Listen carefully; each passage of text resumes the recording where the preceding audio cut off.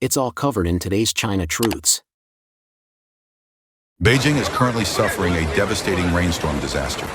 A large number of reservoirs have simultaneously released floodwaters, causing severe casualties. According to an official announcement on July 29th, the number of fatalities citywide has reached 30 people, with 28 in Miyun District and 2 in Yanqing. However, many locals believe the actual number is much higher than the official figures. A villager from Sunhugou Village, Liumiaozhen Town, Huairou District, told the Epoch Times that the flood rushed down from the mountains.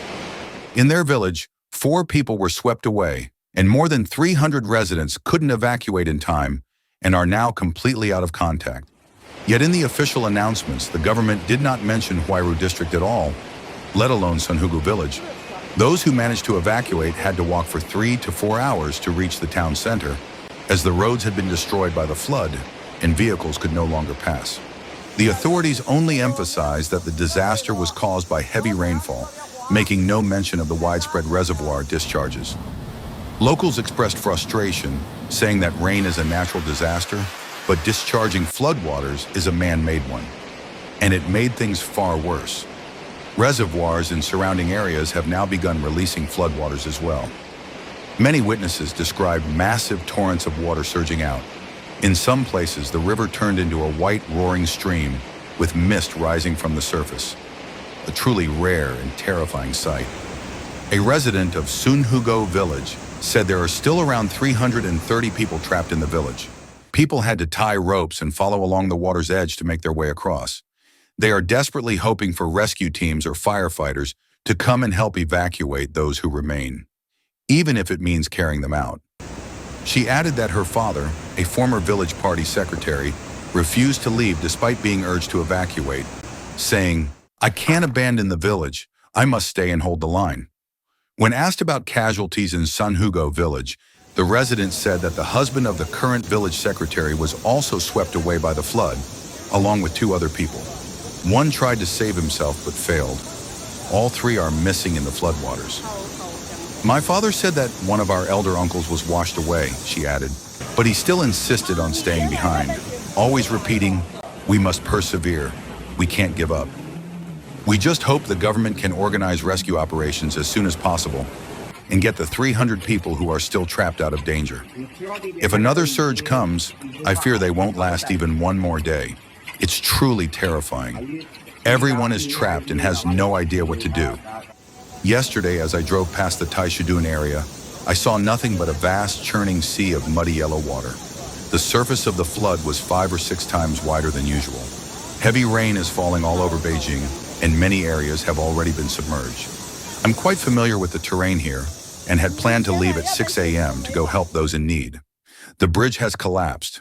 There's absolutely no way to cross it. The bridge leading towards Zhuing Village has been completely cut off. Neither pedestrians nor vehicles can pass. No one should attempt to cross it. The bridge in the Zhiguan area has also broken, and that segment of the railway has been severed. Even the hospitals are flooded. Cars and entire medical facilities are underwater. My God, please let the rain stop. This disaster is far too serious. Vehicles have been swept away by the water.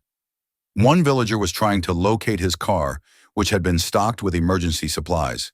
In the end, he managed to find one of them. Residents in Beijing have revealed that all reservoirs have opened their floodgates, leading to widespread flooding. Transportation and communication in many villages have been completely cut off. The water release appeared to disregard local farmland entirely, with the floodwaters washing away fields. "We're only separated from the Caobai River by a single road," one resident said. "Now many roads and bridges have been destroyed. Mudslides and landslides have appeared. Transportation and communication are completely paralyzed. Our village, all the houses have been swept away. There's no water, no electricity, no food. Our home is gone. My parents had to evacuate. This year is a total loss. All our farmland has been washed away, and the land in the mountains is beyond saving. The harvest this year is gone." Footage recorded by internet users from the flooded zones shows a scene of devastation and grief. The outskirts of Beijing, particularly Miyun, Yanqing, and Huairou, have suffered the most severe damage, with Miyun being the hardest hit. Due to the complex mountainous terrain, floodwaters swept across the area, destroying homes and triggering a large-scale disaster. Although the Beijing authorities initially claimed that evacuations in Miyun had been completed and that there were no casualties or missing persons, the official death toll was only released after top-level leaders referenced the heavy losses.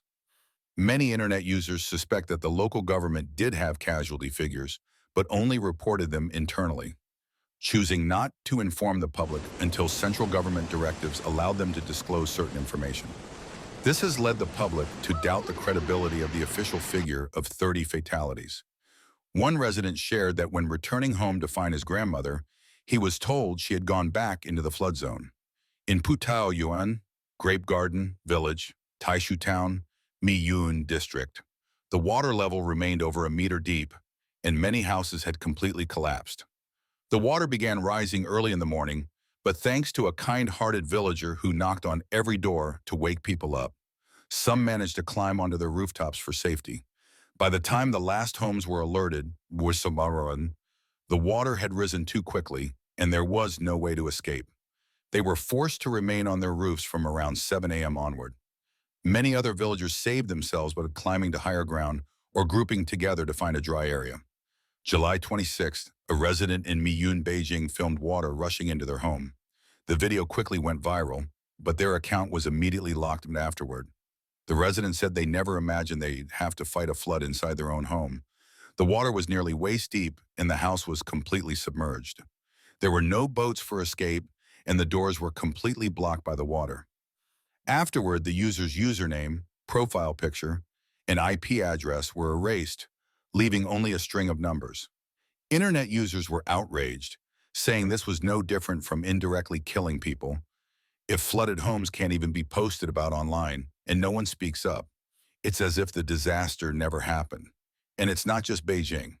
Other places like Hebei, Tianjin, Liaoning, and Inner Mongolia have also been hit with prolonged heavy rainfall.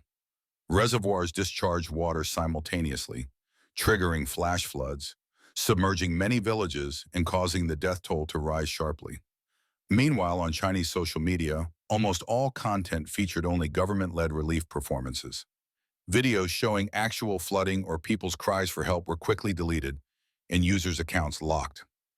In Hebei, a resident filmed floodwaters rushing past the county government gate and was immediately shouted at. No filming allowed, just as he raised his phone. In many parts of China, prolonged heavy rainfall has caused severe flooding. In Huairou District, Tianjin, intense rains triggered the most severe mountain flood in 70 years, submerging 13 villages along the Zhuai River. Among them, Xiaoying and Zhongying villages in Xiaoying town were hit the hardest.